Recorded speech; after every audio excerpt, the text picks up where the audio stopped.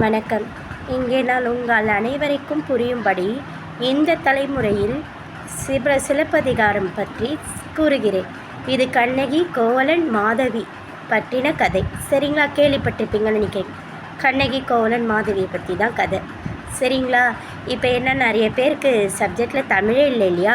உங்களுக்கெல்லாம் தோல்காப்பியம், துரிப்புகழ் இதெல்லாம் என்னன்னே தெரியாது இல்லையா? அதனால் இந்த தலைமுறை தெரிஞ்சுக்கோங்க.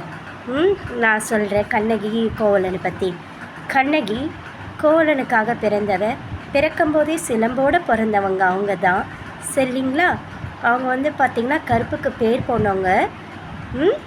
அப்படி இருக்கும்போது ஒரு நாள் கோவலன் பார்த்திங்கன்னா ரொம்ப அருமையான கணவர் தான். இவங்க 2 பேருக்கும் குழந்தை கிடையாது. கோவலனுக்கோ யாருக்கு, நம்ம கண்ணகிக்குமே. ஒரு நாள் அங்கே ஒருத்தங்களை பற்றி பேசப்படுது, மாதவின்ற பற்றி. அவங்க ஒரு தப்பான குலத்து பெண், தவறான செயல் செய்யக்கூடிய பெண். ஓகேவா? அவள் அழகும் நடனமும் ரொம்ப பெருமிதமாக இருக்குது. பார்க்கவே கண்ணு கவர்ச்சியாக இருக்குது. ரொம்ப நளினமாக இருக்கா, குடும்பமாக இருக்கா அப்படின்னு அவங்கள பற்றி நல்லா பேச இவருக்கு ஒரு ஆர்வம் வந்தது. இவர் வியாபாரத்துக்கு எல்லாத்துக்குமே நல்ல தொழில் செய்யக்கூடியவர், நல்ல வசதி மிக்கவங்க. யார்? நம்ம கோவலன். வசதிக்கு பேர் போனவங்க, குடும்ப வாழ்க்கைக்கு பேர் போனவங்க. வாழ்ந்த இவங்கள மாதிரி தான் வாழணும்னு அந்த ஊரில் சொல்லிகிட்டு இருந்தவங்க. திடீர்னு ஒரு நாள் மாதவியை பார்க்க போகிறாரு கோவலன். மாதவி அழகுக்கும் பேச்சுக்கும் நடனத்துக்கும் மயங்குறாரு. கண்ணகி கருப்பானவங்க தான், ஆனால் கருப்பு கரசி அவங்க.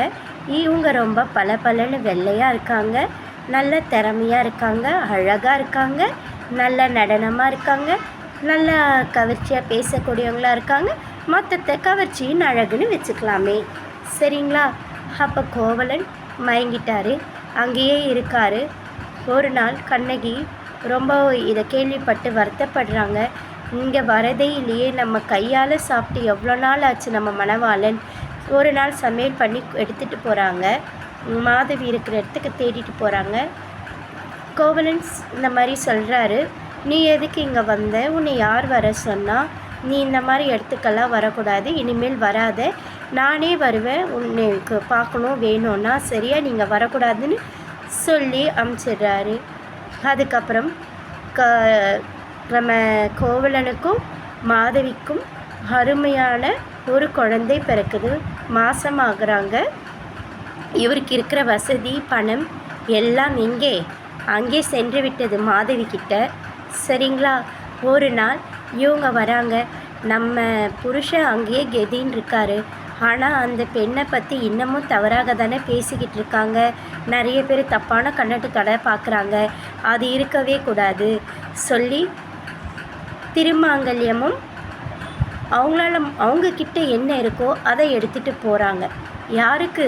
மாதவிக்கு அங்கீகாரம் கிடைக்க வேண்டும். அவள் நம்மளுக்கு கிடைக்காத உரிமை அவளுக்கு கிடைச்சிருக்கு. அவளுக்கு பிள்ளை பாக்கியம் கிடைச்சிருக்கு, குழந்தை பிறந்திருக்கு, எல்லாம் தெரிஞ்சு அங்கே போகிறாங்க. பேர் வைக்கிற விழா நடக்குது. பேர் வைக்கிறாங்க.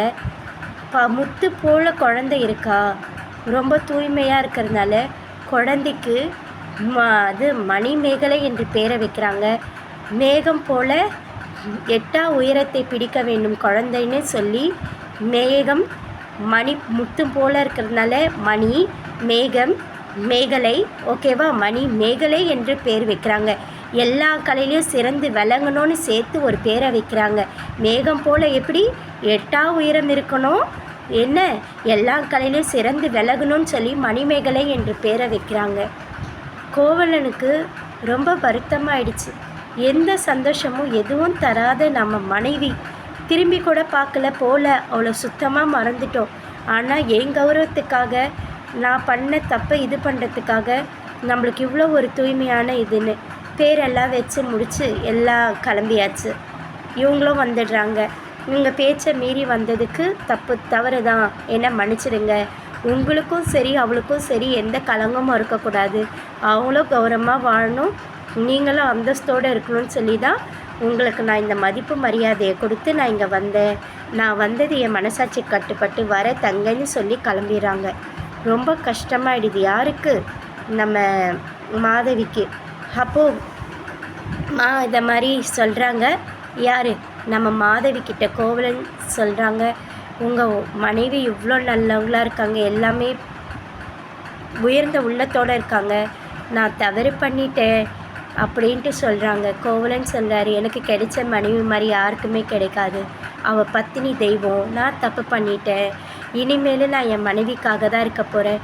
உனக்காச்சும் குழந்தை இருக்குது, உனக்கு வசதி இருக்குது, எல்லாமே இருக்குது, உனக்கு நடன திறமையும் இருக்குது, நீ நடன பயிற்சி கிளாஸை வச்சு கூட நீ பொழைச்சிக்கலாம்ல, பள்ளியை வச்சு. அவளுக்கு யாருமே இல்லை என்னை விட்டால், அவளுக்கு இப்போ சொத்து சுகம் எதுவுமே இல்லை, இப்போ நான் மட்டும்தான் இருக்கேன், அவள் என்ன பண்ணுவாள், சாப்பாட்லேருந்து எல்லாமே, அவளுக்குன்னு நான் இப்போ எதுவுமே வைக்கலையே, எனக்கு ரொம்ப கஷ்டமாக இருக்குதுன்னு சொல்கிறாரு. அங்கேருந்து கிளம்புறாரு. சரிங்களா, கண்ணகியை பார்க்க போயாச்சு.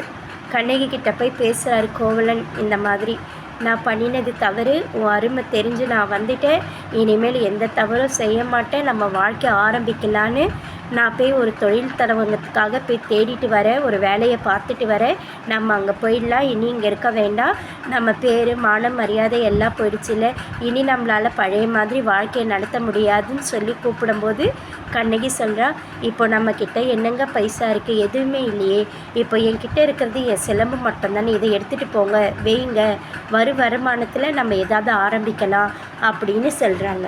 சரிங்களா, அப்போது இவங்க இவ்வளோ கஷ்டப்படுறத வறுமையில் வாடுறதை தெரிஞ்சுக்கிட்டு கண்ணகி இங்கே தனியாக இருக்காங்க. அவர் தொழிலை தேடி போக ஆரம்பிச்சிட்டாரு. அப்படி இருக்கும்போது இங்கே யார் வராங்க? நம்ம மாதவி வராங்க.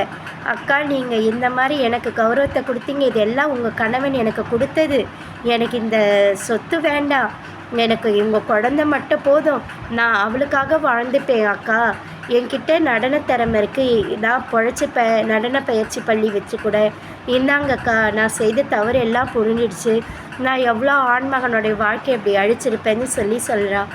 வேண்டாம் அம்மா, எனக்கு அது எல்லாம் உனக்காக என் கணவன் அன்பளிப்பாக கொடுத்தது எனக்கு வேண்டாம், நீ எந்த கஷ்டமும் படாமல் இனிமேல் யாருடைய வாழ்க்கையிலையும் குறுக்கிடாமல் நீ உன் குழந்தைய வச்சு நீ உன் வேலையை மட்டும் பார்த்துக்கிட்டா போதும்மா, வசதி எதுவுமே வேண்டாம். அவர் புதில் தொழில் ஆரம்பிக்கிறதுக்காக தான் போயிருக்காருன்னு சொல்கிறா. அக்கா, பணம் நகையை தான் வாங்க மாட்டீங்க, நீங்கள் ஏதோ என்னை தப்பாக நினச்சிட்ருக்கீங்கன்னு நினைக்கிறேன். சரி, வேண்டான்னா பரவாயில்ல அக்கா, நான் கொண்டு வந்த பழமும் இதையாச்சும் நான் கொண்டு வந்த உணவையாச்சும் சாப்பிடுங்கன்றா. சாப்பிட்றேம்மா, எனக்கு உன் மேலே எந்த வருத்தமும் இல்லைன்னு சாப்பிட்றாங்க. அங்கே சென்ற இடத்தில் ஒரு ராணியோட நகை காணாமல் போகுது. இது தண்டை. அப்போது அங்கே கோபம் வருகிறது ராஜா கிட்டே. அங்கே திருடினது அரண்மனையில் இருக்கிற 2 காவலர்கள். ஆனால் இங்கே இவர் கையிலையும் சிலம்பு இருக்கிறத பார்த்து நம்ம கோவலன் தான் திருடிட்டாருன்னு கோபம் வருது. எதுவுமே தீர விசாரிக்கலை. அங்கே உடனே மரண தண்டனை நிறைவேற்றப்படுகிறது. இவள் இதை கேள்விப்படுறா. கோவலன் எங்கேருந்தோ ஒரு செய்தி வருது, இந்த மாதிரி கோவலன் இந்த மாதிரி மாட்டியாச்சு, அரசை எடுத்துகிட்டு போயிருக்காரு, கைது பண்ணி கூட்டிகிட்டு போயிருக்காங்க, மரண தண்டனை விதிச்சாச்சுன்னு. அங்கே தலைவிரி கோலத்துடன் போகிறாள். அங்கே கரெக்டாக அவன் மேலே தப்புன்னு சொல்லி தீர்ப்பு வழங்கப்படுகிறது. ஒரே ஒரு சிலம்பு ஒரே மாதிரி இருந்ததுனால அங்கே தவறான தீர்ப்பு வழங்கப்பட்டது. மரண தண்டனை. ராணியோட சிலம்பை திறனதுனால மரண தண்டனை. நீ எப்படி ராஜாவோடைய கோட்டைக்குள்ளேயே ராணியோட சிலம்பை நீ திருடுறன்னா நீ எந்த அளவுக்கு மோசக்காரனாக இருக்கும் அப்படின்ட்டு சொல்லி அங்கே தண்டனை நிறைவேற்றப்படுகிறது. எவ்வளோ ஏழ்மையான இடத்துலலாம் நீ திருடி எவ்வளோ பேர் வாழ்க்கையை நீ அழிச்சிருப்பேன்னு சொல்லி ராஜா அங்கே கண்மூடித்தனமான ஒரு தீர்ப்பை கொடுத்துடுறான். அங்கே போய் ரொம்ப கொந்தளிப்போடு சொல்கிறான், நீ ஒரு நிமிஷம் இந்த சிலம்பை பாரு, இதோ நான் கொண்டு வந்திருக்கிறேன், இதில் முத்து இருக்கிறதா பவளம் இருக்கிறதா என்று ஆவேசத்தோடு தூக்கி போடுகிறார். ராஜாக்கு அப்போ புரிந்தது தான் செய்த தவறு. அப்போது வணங்கிறார். நீதிக்கே அரசன் என்று பேர் போனவன், உண்மையில் மட்டுமே நீ நீதியை வழங்குவாய் என்று பேர் போனவர், நீ எப்படி தீர விசாரிக்காமல் சிலம்பை தீக்கி கூட போட்டு பார்க்காமல் நீ எப்படி நீதியை வழங்கினான்? நான் உண்மையாக கருப்பு கரிசியாக இருந்தால் பச்சை மரம் பட்டு போகட்டும், எரிந்து போகட்டும், நாசமாக போகட்டும் என்று அங்கே சாபம் இடுகிறார். அங்கே பச்சை மரம் பற்றி எரிகிறது. நான் மதுரை நாட்டே இருக்கிறேன், எனக்கு துணையாக இருந்த என் கணவன் என்று சொல்லி அங்கே மதுரையை எரித்தவள் தான் கண்ணகி. ஆனால் இப்போ எவ்வளோ பேர் என்னங்க பண்ணிகிட்ருக்கீங்க? புருஷன் செஞ்ச சிறு சவராக இருந்தாலும் சரி, ஏதோ பெருசுப்படுத்தி அசிங்கப்படுத்தி கூட இருக்கிற பொண்ணை தொடப்பத்தால் அடிக்கிறதும் செருப்பால் அடிக்கிறதும். இத்திகாச கதைகள்லாம் பெண்களாக இருந்தாங்க, சரிங்களா? இங்கே நீங்கள் அன்பும் தரமாட்டீங்க, புருஷனை வீட்டுக்குள்ளே அடிமையை போலவும் வச்சுருக்கீங்க. எங்கள் புருஷனும் பொண்டாட்டியை புரிஞ்சு நடக்கிறதில்ல, பிரச்சனை மேலே பிரச்சனை, அசிங்கம் மேலே அசிங்கம். நிறைய நான் உண்மையாலே சொல்கிறேன். இப்போது ரீல்ஸு, மீமிஸு, ட்ரால்ஸு, ஃபேஸ்புக்கு, இன்டர்நெட்டு, சேட்டு, டேட்டிங்கு இதெல்லாம் விட்டுட்டு நல்ல இத்திகாச கதைகள், நல்ல தொடர்கள், நல்ல சாமி பக்தி உள்ள பாடல்கள், பக்தி கதைகள் கேளுங்க. நல்ல வாழ்க்கையில் தெளிவு பெறலாம், வாழ்க்கையை வாழலாம். அந்த காலத்தில் சொல்லி வச்ச நெறிமுறையும் தெய்வ பக்தியான கதைகளும் தெய்வ பாடலுக்கு ஈடாகுமா இந்த காலத்து பாடல்கள்லாம்? மீமிஸு ட்ரால்ஸு கொடுத்துருமா நம்மளுக்கு நிம்மதி, சந்தோஷம். கதிர்ச்சியில் கிடச்சிருமா சந்தோஷம். இத்திகாச தொடரில் கிடைக்கும் வாழ்க்கையோட அருமை வேறு எங்கே கிடைக்கும் சொல்லுங்கள் பார்ப்போம். இங்கே ஒருவர் புரிந்து கொண்டு நம் வாழ்க்கை துணை அவர் எந்த அசிங்கமும் நம்ம படுத்திடக்கூடாது, இவன் நமக்கு நம்பி வந்தவ, இவளுக்காக வாழணும்னு நினச்சி வாழ்ந்து என்ன பழமையை கடைப்பிடிச்சிங்கன்னா வாழ்க்கை சந்தோஷமாகவும் புனிதமாகவும் இருக்கும். நன்றி, வணக்கம்.